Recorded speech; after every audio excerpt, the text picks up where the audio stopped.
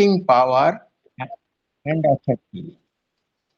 So this is depending on the power and authority, it is based on delegations. This starts from the top and goes down the ladder according to laid down procedures. Then the recruitment. Qualifications are prescribed for recruitment. Training is a mode for imparting skills and job security is ensured in conformity with rules.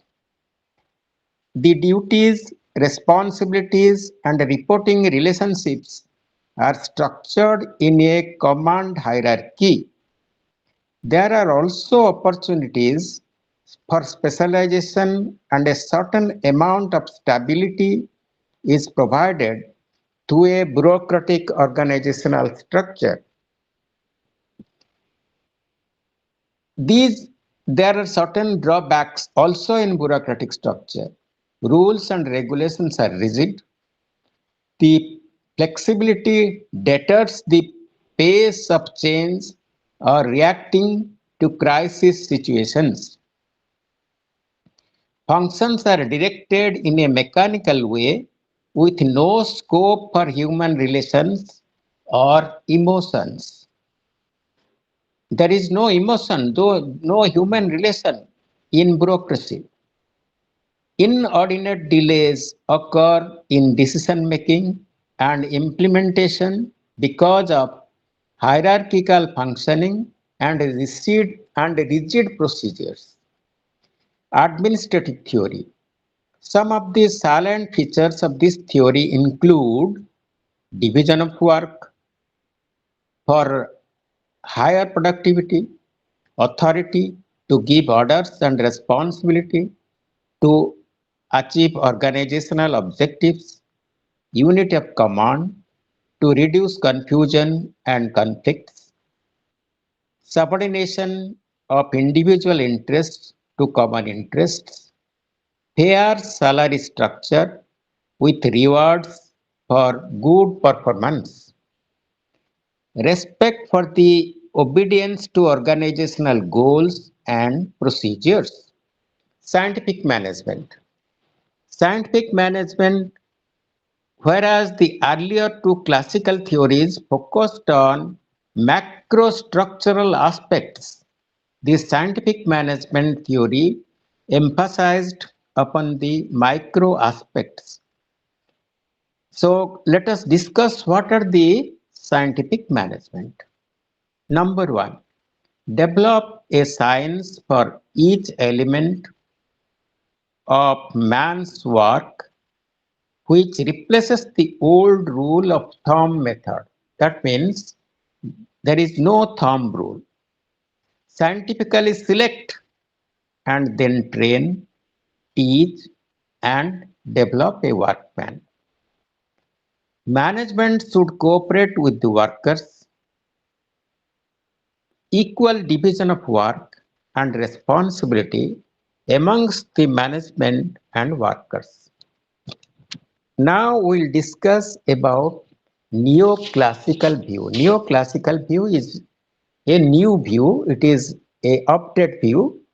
The pre-founders of neoclassical approach tried to improve upon the classical viewpoint by bringing the human elements.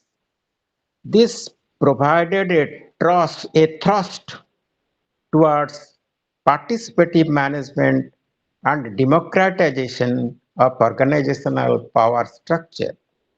It stood for more liberty to employees. This is neoclassical view. No traditional view is followed here. It is something new. A bigger role in decision making and openness in communication, because everybody should be open. It is the neoclassical view. It is it is not a traditional view. It is neoclassical view. It is updated view. Now it is going on everywhere in understanding organizations. In understanding organizations. Then we'll come to systems view. Under the viewpoint, an organization is viewed in system consisting of five inputs.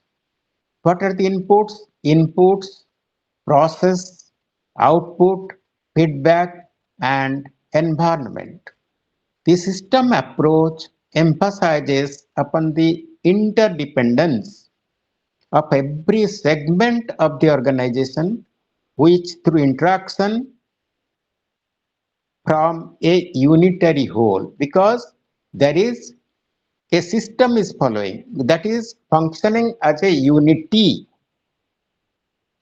With new technological innovations and more managerial experiences, new perspectives keep emerging for a better understanding of organizations. You should remember that the process of understanding organizations and choosing an organizational structure is an ongoing process. Let us see what is organizational structure. It is, as a manager, you should know what is the organizational structure. Relationships, the first one is relationship have to be established among the various components or departments of the organizations. There must be interdepartmental relationship. Work has to be divided among the different members or departments of an organization. Mr. Jamjani, you have joined. Mr. Jamjani, you have joined now? Okay, okay. Mr. Ramjani, you are there? Okay. Then work has to be divided among the different members of or department of an organization. Authority, responsibility, powers, duties, functions, etc. have to be clearly spelled out in the organizational structure. Everything should be detailed in the organizational structure.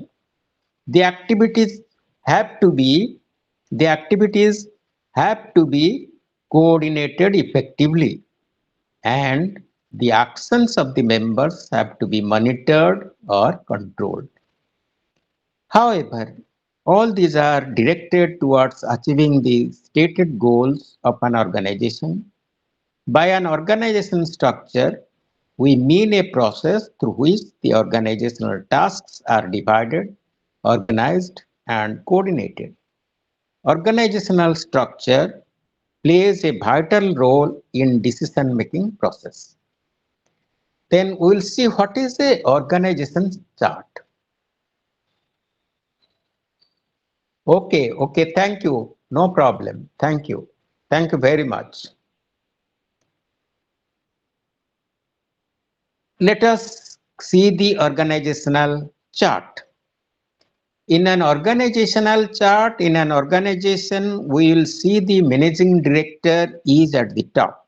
For example, in an organizational chart of a travel agency, the managing director of the travel agency is at the top. Then there are four managers working under him. One is manager tours, manager reservations, manager marketing, manager administration. These are four subheads below the managing director. Then after manager tours, to assist him, there is one assistant manager tours. There is an assistant manager for reservation who is assisting manager reservation. So this is the organizational chart of a travel agency. Now let us discuss the components of organization structure. What are the components? Organization structure is created to facilitate the coordination of activities and to control or monitor The actions of organizational members structure itself is, is made up of many components. These are we should discuss one by one. The first has to do with the degree to which activities within the organization are broken up or differentiated. It is called complexity because the first has to, I am again repeating, the first has to do with the degree to which activities within the organization are broken up or differentiated. It is called complexity. Second, second is the degree to which rules and procedures are utilized. This component is referred to formalization. The third one is the component of structure is centralization, which considers where decision making authority lies. Then we'll see combined these three components made up of an organization structure for organizing the activities. Complexity has three forms of differentiation, namely horizontal, vertical, and spatial. Horizontal differentiation. This considers the degree of separation between units, the large the number of different occupations within an organization that require specialized knowledge and skills, the more horizontally complex that organization is. This is because diverse orientations make it more difficult for organizational members to communicate and more difficult for the management to coordinate their activities. So, if it is very horizontal differentiation, then it is very difficult to coordinate and it is very difficult to manage. Then, vertical differentiation. This refers to the depth of the organizational hierarchy. The more levels that exist between top management and the operatives, the more complex the organization is. This is because when there is a greater potential for communication distortion, it is more difficult to coordinate the decisions of managerial personnel.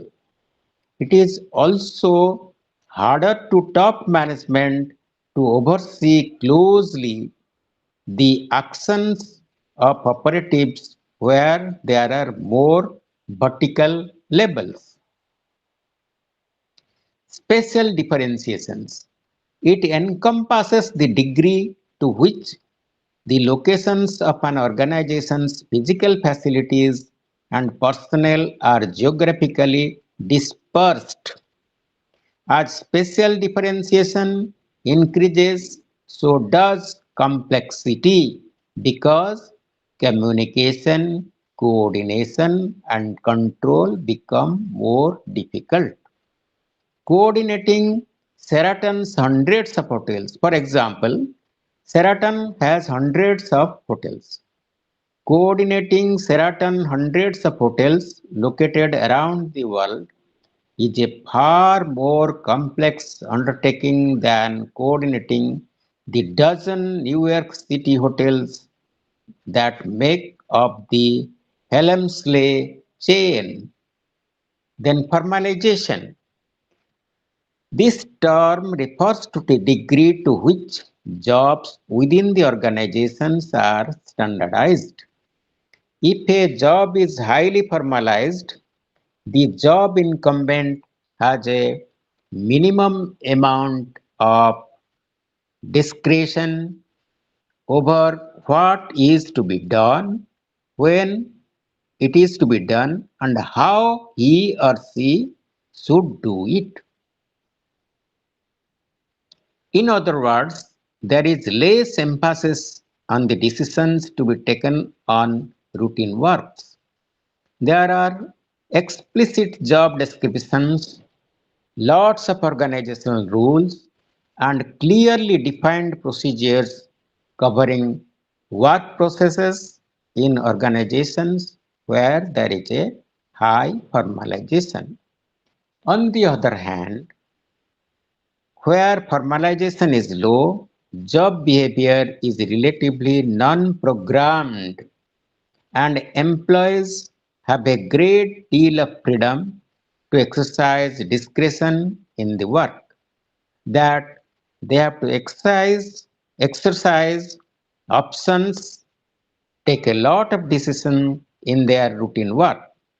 Since an individual's discretion on the job is inversely related to the amount of behavior that is programmed by the organization. The greater the standardization, the less input the employees has into how his or her work is to be done. Standardization, because standardization is at all necessary for the organization. Standardization not only eliminates the possibility of employees engaging in alternative behaviors, but it even removes the need for employees to consider alternatives. Centralization.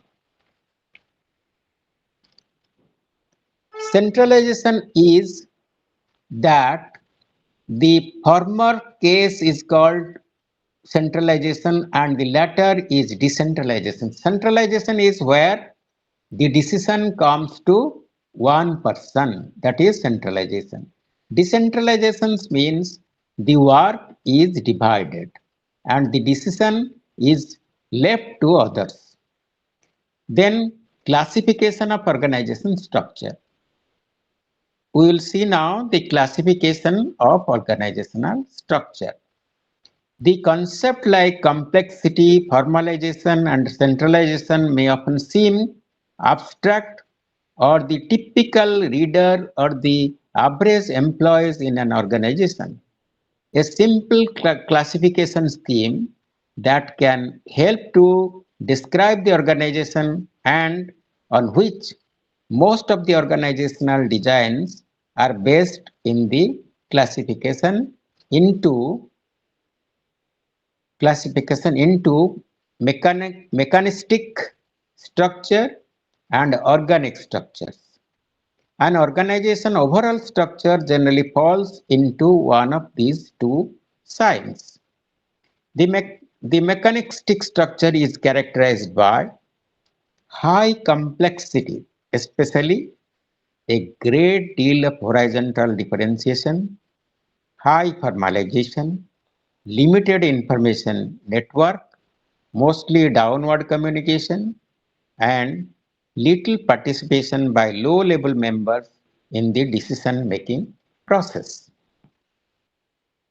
On the other hand, at other extreme is the organic structure. It is low in complexity and formalization, where mechanistic is high complexity. It possesses a comprehensive information network utilizing lateral and upward communication as well as downward. But in the former, in the mechanistic, we have seen the great deal of horizontal differentiation and mostly downward communication. It involves high participation in decision making. Now we will see the organization management. The organization management, for example, let us organization management of catering sector if you will see, we will see it is hotels, restaurants, air, airline caterings, and hotels are just like 3-star, 5-star hotels, restaurant, Chinese, Mughlai, like this, and there is airline catering, special based structure. That is, in the tourism industry, some organizations go for division of their activities by structuring them on geographical lines. Through a network of regional offices, the services are divisionalized according to customers on or a regional basis. So different regions come for food. So suppose Chinese people will come for food, then Chinese will be distributed. Somebody will order for Mughlai, Mughlai will be given to him like this. Then we'll see the conglomerate structure. Some organizations grow through acquiring other businesses. In such conglomerative structures, the business or companies acquire, acquired are maintained as subsidiaries. However, the autonomy of the subsidiary is determined by deciding on the nature of control, authority, and line of communication between the subsidiary and the parent competency, parent company. Then we'll see the matrix structure. We'll see what is matrix structure. In mathematics, matrix is a word we have seen in mathematics. But in mathematics, matrix means an array of vertical columns and horizontal rows. In a matrix organization structure, the employees work under a dual authority. One line of command is functional or divisional, while the second depicts a project-based approach in a specialized area. This means that a person is accountable to two heads at one time. One is the usual head under whom the person works, and the other the heads of the project, which may be for a limited duration. Often, the matrix structure is known as a multiple command system, as it is a combination of product and functional organizations.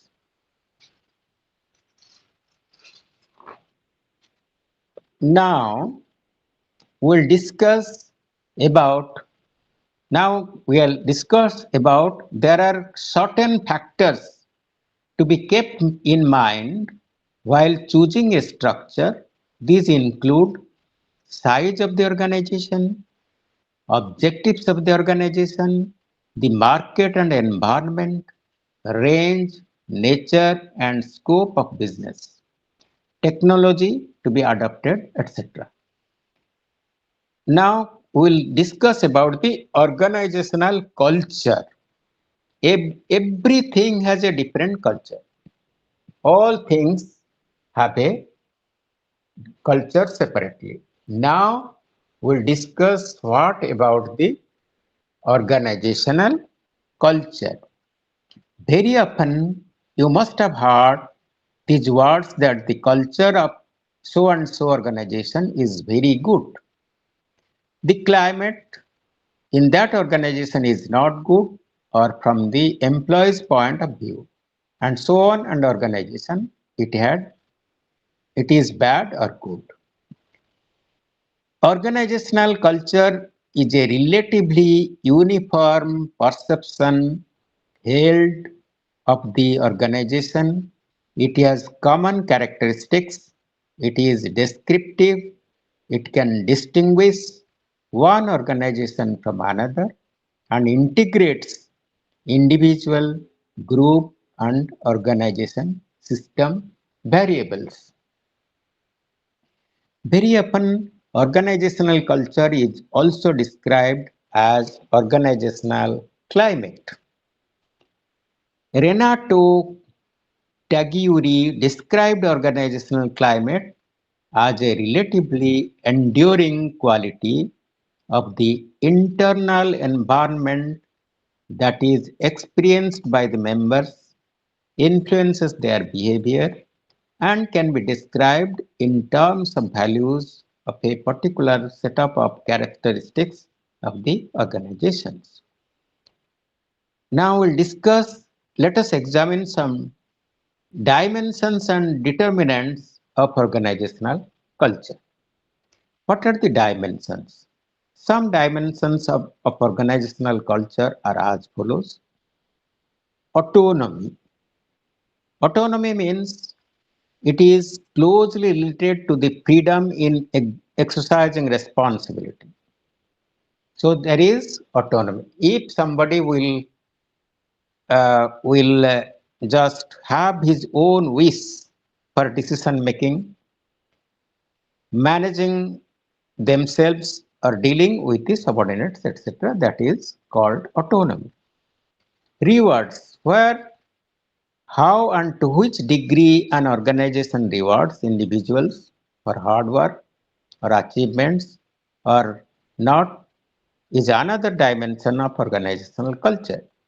Then conflict. How much conflict or interpersonal differences exist within an organization is another dimension.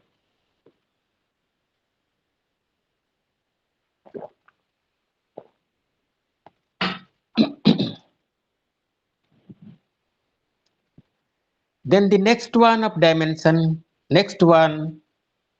culture is risk is conflict. That how much conflict or interpersonal differences exist within an organization is another dimension. Then risk taking. Risk taking dimension of an organization's culture is indicated by the freedom given to an individual for trying out new ideas without fear or ridicule or punishment. Then congenial atmosphere. What is congenial atmosphere? Let us discuss what is congenial atmosphere. This refers to the support and incentive given to an individual member by by other organizational members. That is called incentive. Then among the determinants of organizational culture, the influencing factors are organizational structure, organizational policies, organizational size, leadership styles. Leadership styles means which leader is how is he functions. That is leadership. Leadership styles, financial position, organizational behavior, and managerial values. Similarly, the organizational culture is also perceived in terms of exploitative, benevolent, participative, and consultative. These ratings can be done by posing certain questions like, let us see by which questions we will see all the cultures. What is decision making process and what levels are involved? What is the level of confidence posed in subordinates? How does the management respond? How does the management respond? How does the management respond to problems faced by different employees? How much career advancement opportunities are provided to the employees, etc.? How much care does the management take of employees' interests, etc.? Now we'll discuss about planning and decision making. In an organization like tourism organization, planning and organizing, planning and decision making makes an important role in the organization structure. Then in this structure, we'll read the objectives, introduction, planning definition and features, types of plans, planning skills, steps in planning, decision making, steps in decision making, like that. Then what are the objectives? Realize the importance of planning and decision making for building and bringing up any organization. Familiarize yourself with various techniques of planning and decision making. Develop skills required for effective planning and decision making, and plan your own strategies and objectives for improved performance in any organization. Then we'll see what is planning. Every tourism related activity, service, or development at a particular location, region, or level, a lot of planning is required. So, this emphasis on planning is not something very recent but has evolved over the years because of two factors. Planning has indeed become specialized, being applied to more and more aspects of our business and personal lives. While planning was once an activity in which one engaged in order to get through crisis situations, to feel unoccupied time, now it is clearly recognized as a task essential to tourism business and personal well-being.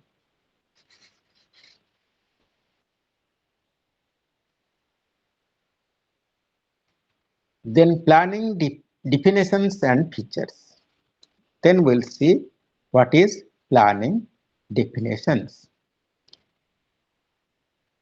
Planning is a process that involves the determination of any future course of action. Why takes why take an action, what action, how action, and when to take action. These, these why, what, how, and when are related with different aspects of planning process. Committing and allocating an organization's that this can be your own business or the company you work in available resources for achieving its stated goals and anticipating the future problems and opportunities. Planning also implies making choices from the diverse available opportunities and a time limit for achieving the goals. For your own clarity, you should take note of the features of planning. Planning is a process rather than behavior at a given point of time. It is process which determines the future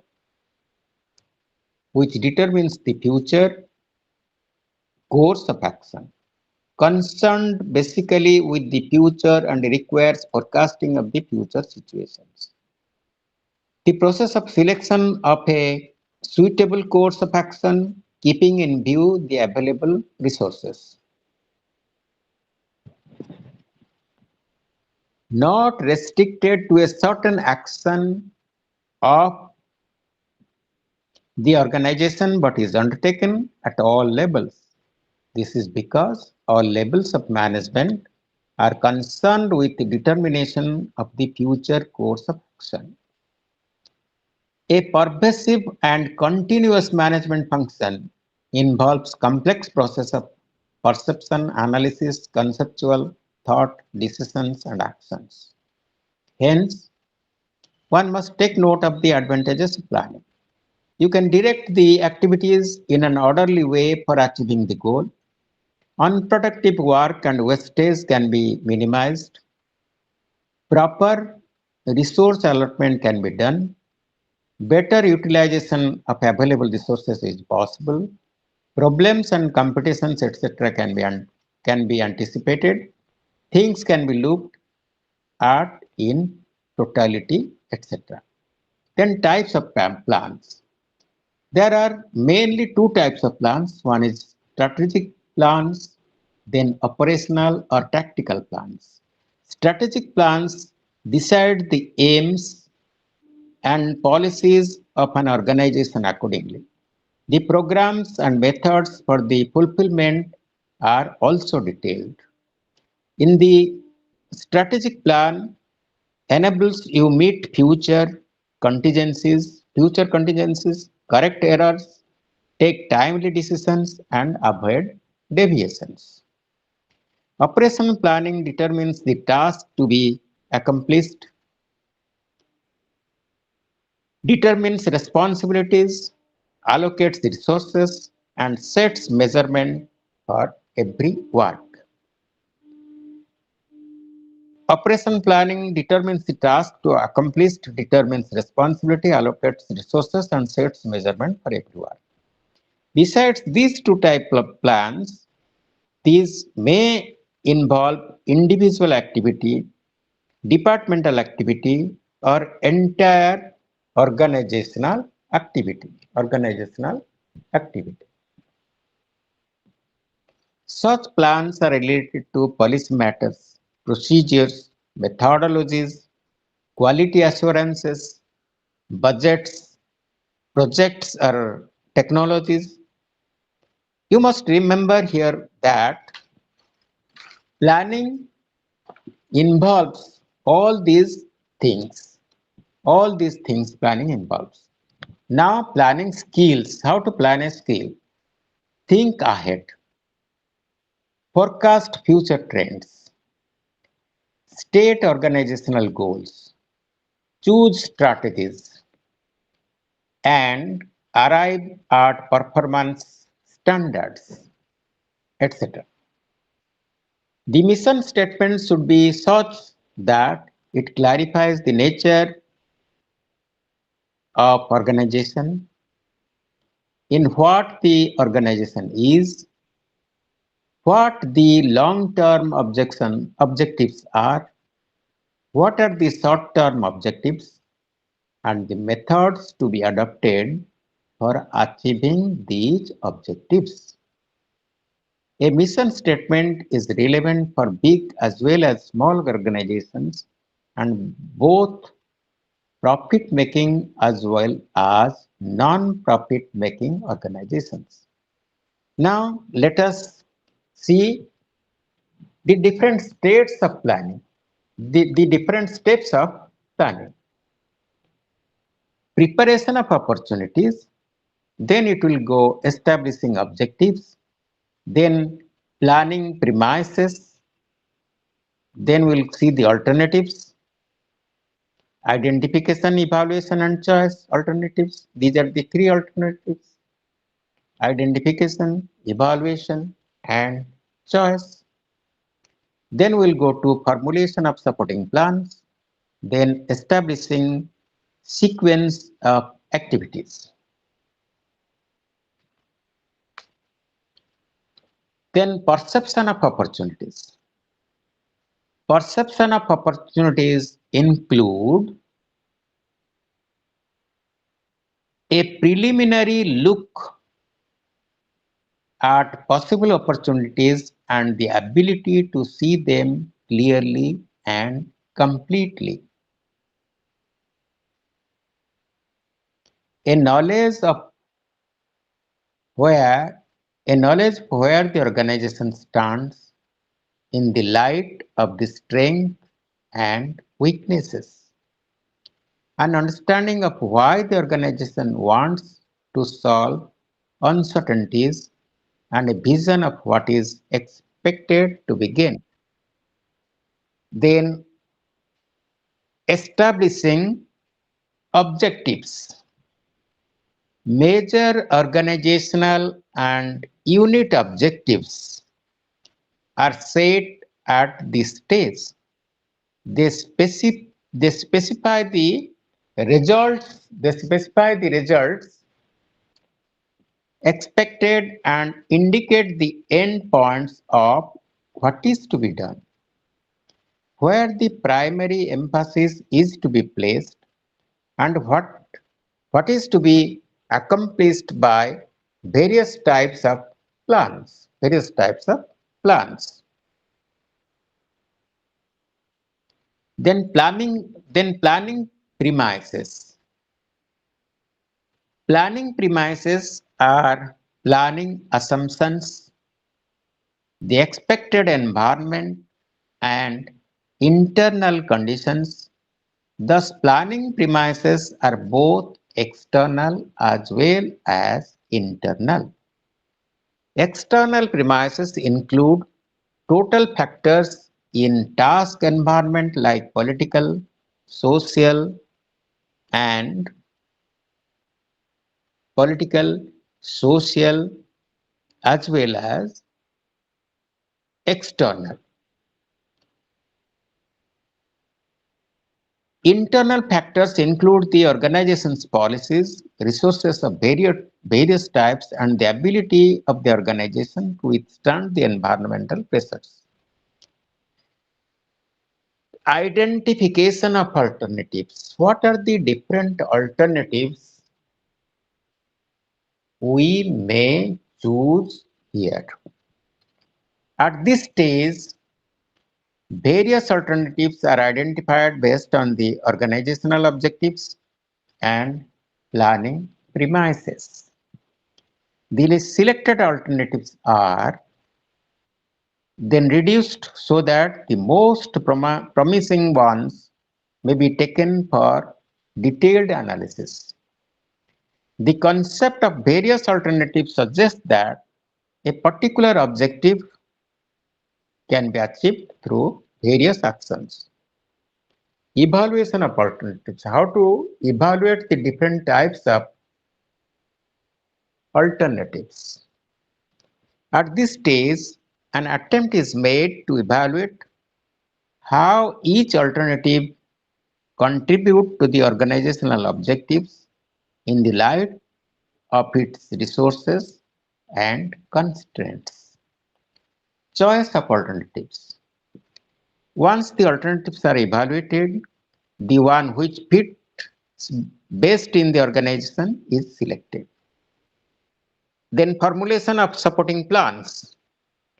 Once the basic plan is formulated, you will now formulate the different plans which will be supportive. Then establishing sequence of activities. That means which work you will do first and which you will do then. Then what are the features of a business plan? Introduction of the project, market assessment, size of the project, organizational structure, infrastructural requirement, physical raw materials, utilities, etc., manpower requirement, capital estimates and sources, profits, and time schedule. Now we will discuss about the decision making process. Decision making. How to make decisions in the organization. How to make decisions in the organization. The process followed for identifying and choosing a course of action in order to solve a specific problem is known as decision making. Decision making is both a managerial function as well as an organizational process. It is organizational in the sense that many decisions transcend the individual manager and become the products of the groups, teams, and committees. It's managerial in the sense that decision making is the basic responsibility of the manager. Then decision making involves three aspects of human behavior. What are the aspects? Let us see. Cognition, activities of the mind associated with the knowledge. Cognition is that of the human behavior, that mind associated with the knowledge. Conation, the action of mind implied by much words as willingness, desire, and aversion. Aversion means not to do one work. That is hatredness. Affectation, the aspect of mind associated with emotion, feeling, mood, and temperament. What are the different steps in decision making? First is identifying or defining the problem, analyzing the situation, then gathering information, search for alternative, evaluation of alternatives, then action. Once the best alternative has been chosen, generally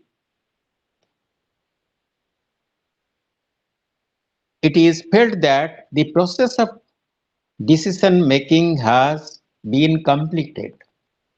When it is transferred to actions, we will think that the steps of decision making has been completed. Let us see the organizing, how to organize different sectors. The process organizing is the process which enables the creation of maintenance of an organization structure is referred to as organizing. That means how to which enables to creation and maintenance of the organization structure is referred to as organizing. It is through organizing that we establish the formal grouping of people and their activities. Then what is an organization? Organization is that it is through organizing that we establish the formal groupings of people and their activities. And their activities. Identify, divide, distribute, and group the tasks to be done. These are the main features of organizing. First to identify, then divide, then distribute, and group the tasks to be done. Delegate authority and responsibility for decision making to accomplish the tasks and establish and determine working relationships amongst persons, groups, or departments for efficient implementation of plans. Then we'll see in simple words while planning specified what to be achieved and when organizing specifies who will achieve and what and how that will be achieved. As a manager, suppose you will be posted as managers, as a manager or an entrepreneur for organizing. If you will do your own enterprise, it is you are the entrepreneur. For organizing, you ought to have certain skills. For example, you should have ability to analyze and design jobs, define authority and responsibility, recruit and train people according to the job requirement or specialization, foresee the area of conflict, establish effective management information systems, resolve conflicts, and respond and react to changes in the internal as well as external environment, etc. Then division of work. Division of a job can be defined as the task performed by individuals in achieving the organizational goals.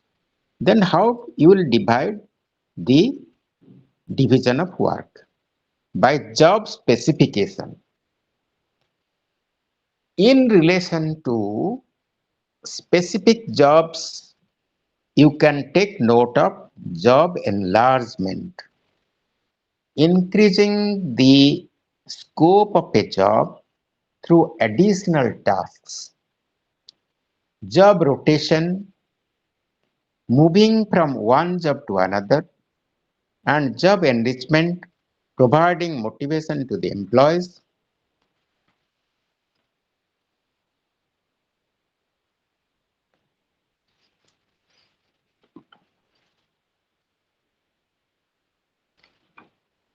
Providing the motivation to the employees. Now, departmentalization. Departmentalization is,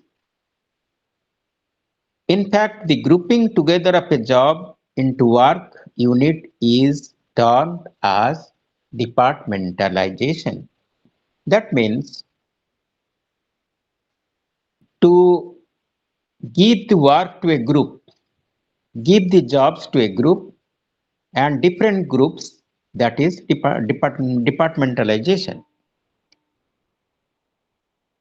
Then departmentalization include functions like marketing, finance, etc., products like domestic ticketing in one and international ticketing in another in a travel agency, territory like the regional divisions of tourism department, government of India, UK, continental Europe, East Asia, etc., and customer, catering to different segments of customers like a tour operator, creating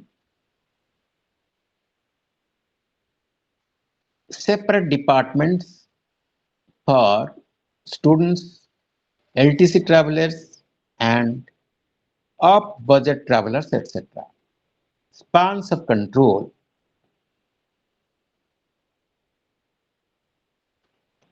Spans of control means how much persons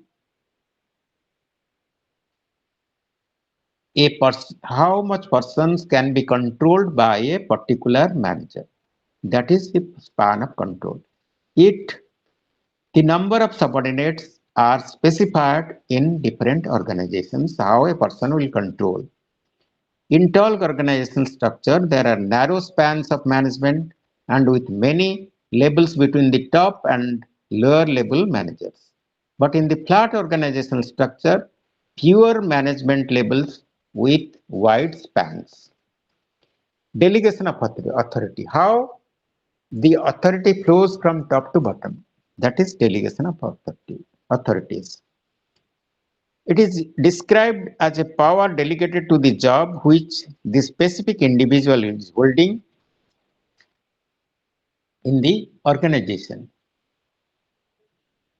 According to classical view of management, authority originates at the top level and it is passed down hierarchically to the lower levels. What to delegate, how much to delegate, up to what levels to delegate. Line of authority, staff of authority. Then we'll go for coordination.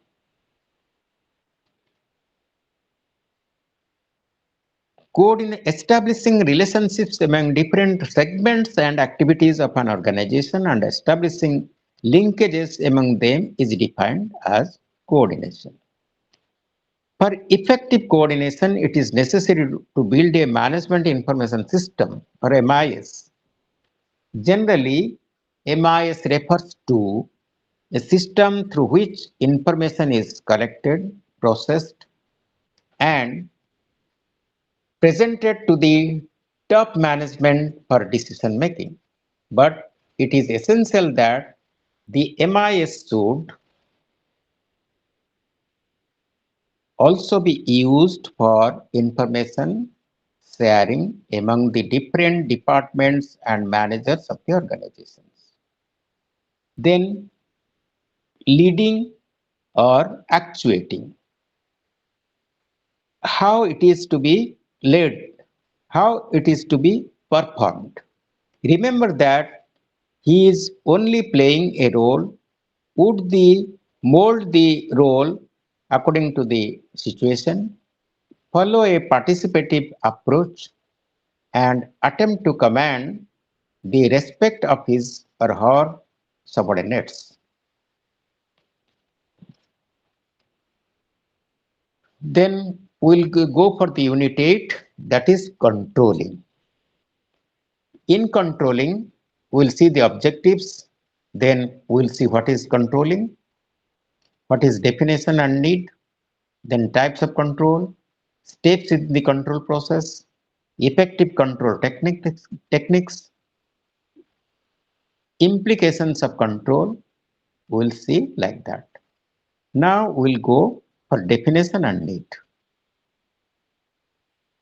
In objectives, we'll see we have to understand the need for using control in operations, define control, explain the various types of control, list and explain the various steps in the control process, identify, identify the mechanism for effective control techniques, and understand negative implement, implications of control.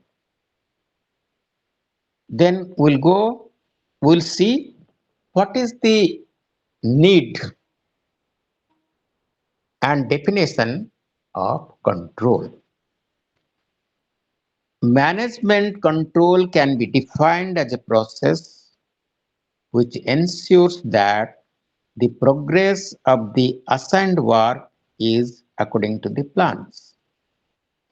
So control mechanism adjusts operations to predetermined standards on the basis of the information or feedback it gets. Its basic concern is to monitor the outcome of activities, review feedback, information about this outcome if necessary, to take corrective measures. Besides, control helps the management to take certain aspects like monitoring environmental change and their impact on the organization, developing mechanism for speedy delivery of products and services to consumers, anticipating or managing threats, problems or opportunities, adding value to their products, adding value to their products, and maintaining the quality, then facilitating teamwork and delegation, and checking wastage. Then we will see the types of control. How many types of control are there? Pre-action controls, feed forward, concurrent, and feedback control. Pre-action control is that it is which will take preventive measures aimed to check problems before they are emergent. Feed-forward control, also called preliminary control. In this system, feedback control is essentially to alert managers about the probable hurdles that may affect the accomplished of predetermined targets. Then concurrent control, also known as steering control. This is an approach to control the work while it is being performed. Then feedback control is also called post-action control. That means whatever the feedback we have got from different actions, we will go by that. Feedback control provides information about whether the goals of the organizations are met or not. Then what are the steps in the control process? The first step is to design information feedback system, compare actual performance with these predetermined standards, determine whether there are any deviations and to measure their significance and take any corrective action required to assure that all corporate resources are being used in the most effective and efficient way possible for achieving corporate objectives.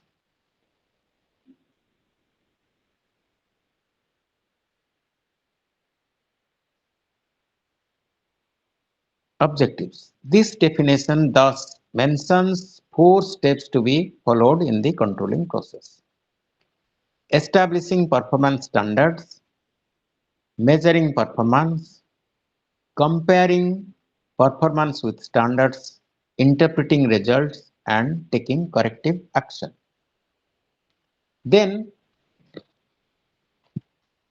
standard may be defined as a unit of measurement which can be used to evaluate performance. Physical standards, which include quantity of product, number of customers, clients, quality of the product, etc. Monetary standards, which include selling costs, material costs, gross profit, net profit, etc. Time standards refer to the speed and deadline within which the job is to be performed or completed.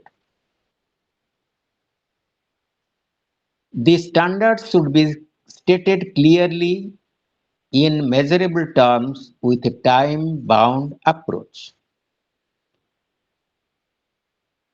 The second step is the measuring or monitoring of performance. It is continuous ongoing process done with the help of appropriate mechanism. The next step is to compare the performance that the managers have been monitoring with the standards established at the first stage. Receiving the raw data, accumulation, classification, and recording of this information, periodic evaluations of completed action, and reporting to reporting the status of accomplished to higher line of authority.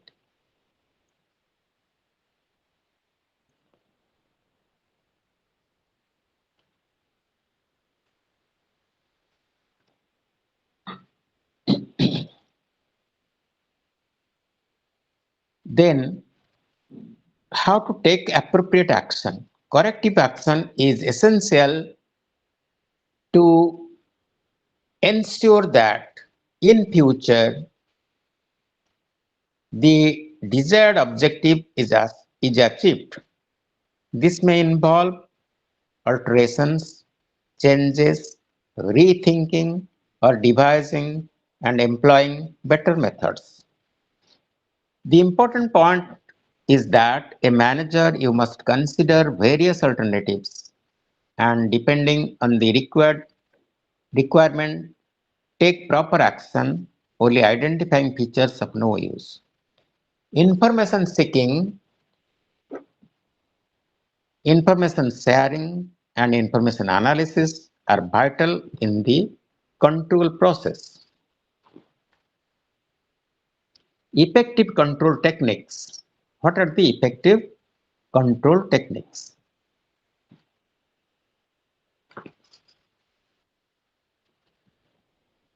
The first is that it is important for both the executive as well as other staff to know that the primary objective of control is to ensure that a job is well done and done within the expected schedule to achieve the objectives. Control should be timely, cost effectiveness, control should be accurate and objective, control should be acceptable to all. Participative management approach can be the best way to make people involved in taking major decisions for the organization. Indirectly, this makes everybody accountable for his or her own decisions. Instead of applying control from above, the emphasis should be on control from within. The next topic is implications of control. What are the implications of control? Too many controls, number one, is too many control by the management may create adverse reaction among the employees. So, too much control is not necessary. The narrow approach of the management in performance appraisal may discourage good potential workers for taking an extra initiative. Short-term approach taken by the management in running the organization affects the long-term interest of organization. Too much pressure on the employees for achieving the predetermined standard sometimes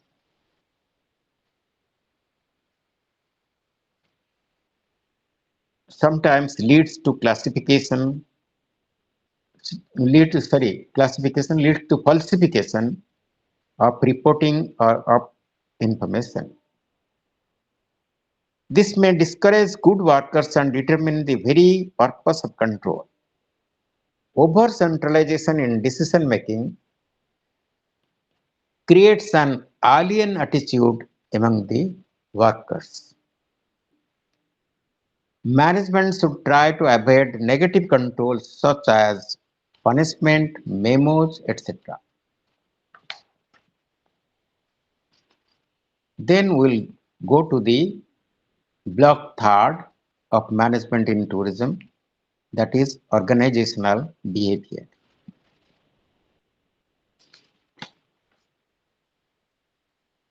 In the organizational behavior, we'll see the productivity, efficiency, quality, and working relationship.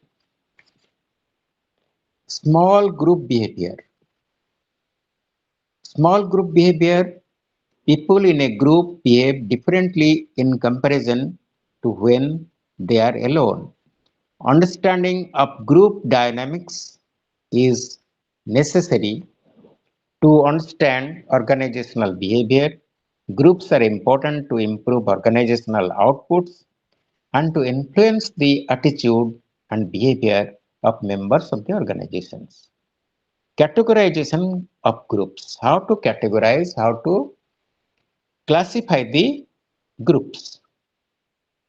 A group comprises two or more individuals who interact and are independent on each other to attain some specific objectives.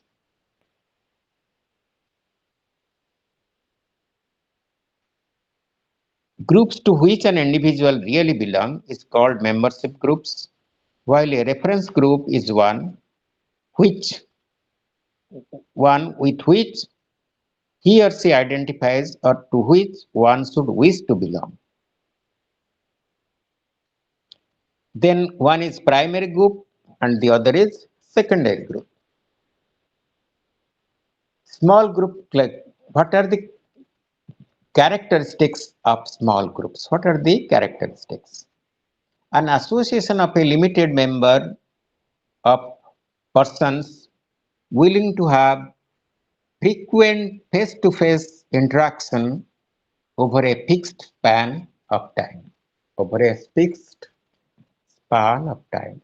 That is the first characteristic of a small group.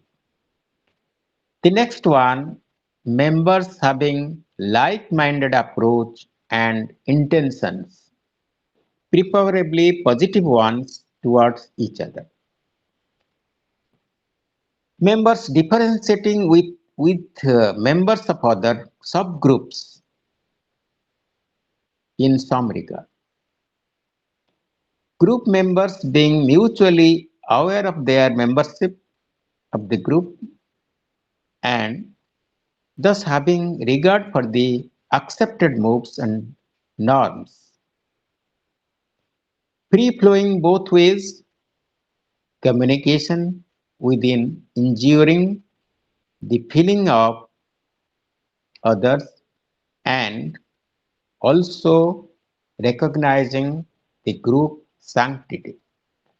Then we'll discuss how to formulate the small groups. How should we formulate? How should we make the small groups? Groups are usually formed to achieve specific tasks. From the tourist point of view, the task and objectives could be intimacy with each other because the task and the objectives are coordinated. These are face-to-face interaction and association. From the point of view of a tourist operating organization, it is an instrument to perform complex and interdependent tasks which group members working together can often accomplish more easily than the individual working on their own. Small groups influences on behaviors. How these small groups influences the behaviors. It is in a small group that a great deal of human behavior, including the correct way to behavior, is learned and enforced. The more stable and cohesive the group is, the more attached the members are to it. The less certain the group is about the right standards, the less amount of control it can exercise over its members. In case the small group's activities are imposed from outside, the norms set by the group are likely to be limited in character. People in a group tend to agree with opinions of people they like and they tend to think that the people they like agree with them and the ones whom they dislike do not agree with them. Then we'll see how the small group's internal operations are. A norm is a specific guide to action which defines acceptable and appropriate behavior in a particular situation. Leadership in a small group. In a small group, for maintaining group cohesiveness, authoritarian leadership is less effective than democratic leadership. That means democratic leadership is better. Such a leadership facilitates in getting the group goals achieved. The need for initiative, guidance, contribution of ideas, etc. The need for harmony, liking, mutual acceptance. These are the satisfying conditions of the small group leadership. Interaction within the group. As the cohesiveness of the group grows, the interaction also increases among the group members. When there is difference of opinions among the group members, the interaction decreases. In a small group, communications are received by its members roughly in the same proportion as made by each of the other members.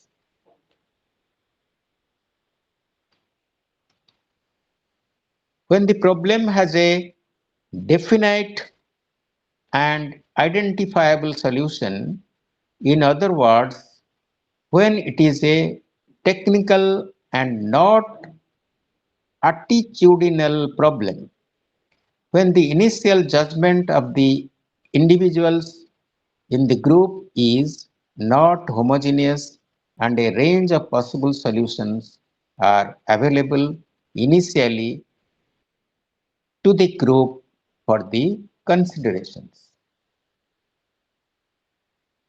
So these are the interactions within the group. Now let us see the interpersonal behavior in the unit 10. Interpersonal behavior means the behavior between persons. Understanding the meaning of significance of interpersonal behavior, know about the ego states and life positions, sensitize yourself within the ways to deal with conflicts and make an assessment of your own interpersonal styles and of others working with you. Analysis of self-awareness. The interpersonal relationships are composed of inter-self. Self is the hub of personality patterns which provide integration. The interpersonal relationship can be studied properly if one can perceive one's own behavioral style and at the same time how it is perceived by others.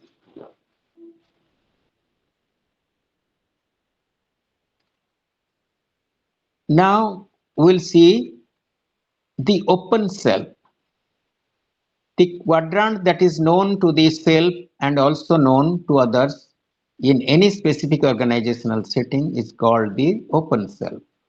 It is known to self and others within that organizational setting. Such type of interpersonal relationships would tend to lead to a little, if any, interpersonal conflict. The blind self, the quadrant that is known to the self but is known to others is referred to as the blind self. That is blind. The hidden self. The hidden self, the quadrant is known, it is different quadrants. The quadrant self is known to the self but not known to others is named as the hidden self. The unknown self, the quadrant that is unknown to the self and unknown to others is known as unknown self. Ego states. The ego plays an important role in human behavior. Ego is the most rude state of mind. Sigmund Freud was the first to believe that there are three sources within the human personality that stimulate, monitor, and control behavior. Transactional analysis uses Freudian psychoanalytic theory as the background for identifying three important ego states: child, adult, and parent ego. These ego states are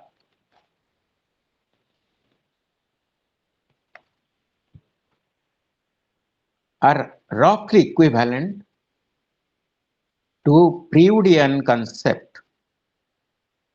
Let us discuss one by one. What is parent ego?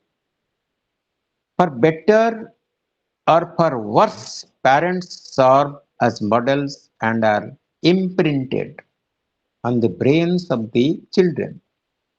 The parent ego state, the parent ego state is a huge collection of recordings in the brain of unquestioned or imposed external events perceived by a person before the social birth or before he lives.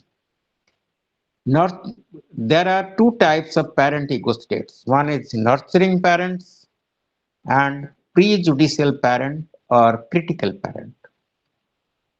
Nurturing parent ego state reflects sympathetic, protective, and nurturing behavior not only to our children but also to other people in interaction. Children who have nurturing parents develop parent ego state that states that it contains nurturing behavior. Unless deliberately deciding against it when grown, they may repeat to their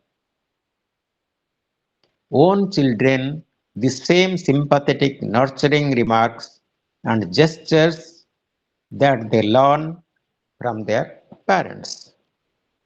Adult ego state and may be prejudiced. These opinions, often irrational, may not have been evaluated by the adult ego states, so it may be prejudiced. Adult ego state. Let us see what is adult ego state. Everyone has an adult ego state because when the status of ego in the adult stage is called the adult ego state. And unless the brain is severely damaged, everyone is capable of using adult data processing ability. The adult is a data processing computer which grinds out decisions after computing the information from the parent, the child, and the data which the adult has gathered and is gathering. That is adult ego state. Then we'll see what is a natural child. The natural child is affectionate, impulsive,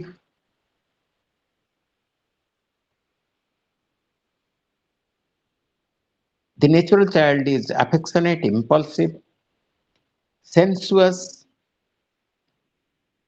and curious. For example, the natural child responds impulsively to his body feelings, crying and when hungry or wet, and cooing when full or comfortable. Nevertheless, he is also fearful, self-indulgent, self-centered, rebellious, and aggressive. The little professor is intuitive, creative, and manipulative. The adaptive child. The adaptive child is trained one and he is likely to do what parents insist on, rational or irrational, and men learn to feel non-okay. Then we'll see the life positions.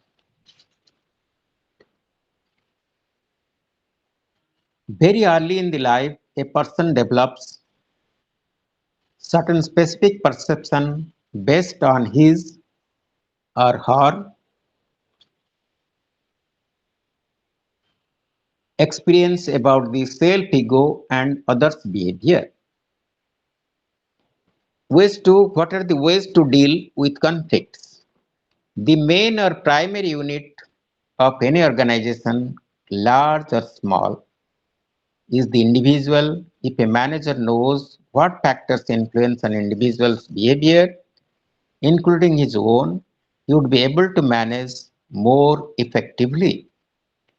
To understand behavior,